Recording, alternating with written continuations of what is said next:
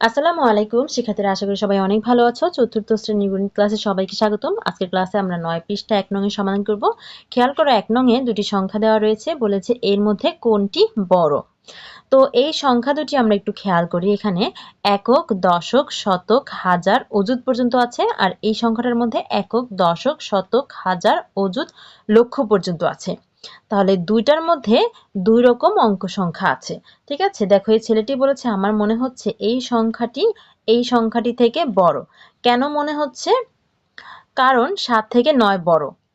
এই যে 7 আর 9 এর মধ্যে তুলনা করেছে, কিন্তু ও কিন্তু এই জিনিসটা ঠিক করেনি। কেন? এখানে এই 7 কোন ঘরে আছে? দেখো এই 7 আছে একক, দশক, শতক, হাজার, অযুতের ঘরে। আর এখানে 9 আছে কোন ঘরে? একক, দশক, শতক, হাজারের ঘরে। তাহলে হাজার আর অযুতের মধ্যে কি আমরা তুলনা করতে পারবো? পারবো না। আমরা হাজারের সাথে হাজারের ঘরের তুলনা করব, আর অযুতের সাথে অযুত স্থানীয় যে অঙ্ক আছে সেটা তুলনা করব।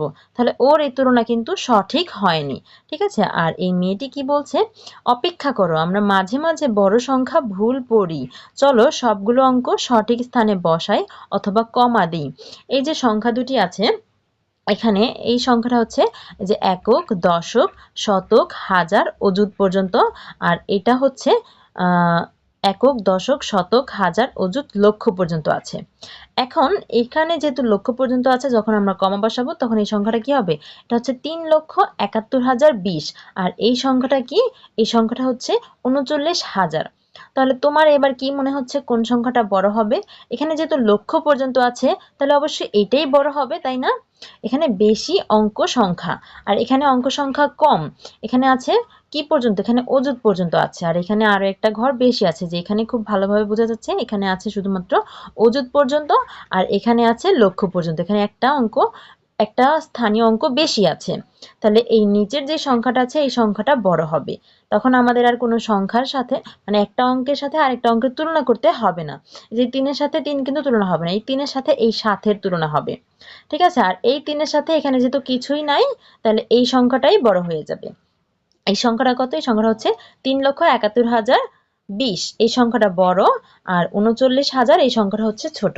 দেখো পরের পৃষ্ঠাতে এই বিষয়টা পরিষ্কারভাবে বলা দেওয়া আছে। ছেলেটি বলছে বাহ, তাই তো, এখানে অঙ্ক ভিন্ন আছে। স্পষ্টই বোঝা যাচ্ছে যে এই সংখ্যাটি থেকে বড়। ঠিক আছে, 3,71,020 এই সংখ্যাটা হচ্ছে কি 39,000 সংখ্যাটা থেকে বড়। ঠিক আছে, এই যে বড়টার দিকে বড় চিহ্ন, মুখ খোলা রাখা হয়েছে, বড় চিহ্ন দেওয়া হয়েছে। ঠিক আছে, আশা করি এতটুকু বুঝতে পেরেছো। এর পরের ক্লাসে আমরা নিচের দিকে যেই বিষয়গুলো আছে এগুলো পড়বো। দেখা হচ্ছে পরের ক্লাসে। আল্লাহ হাফেজ।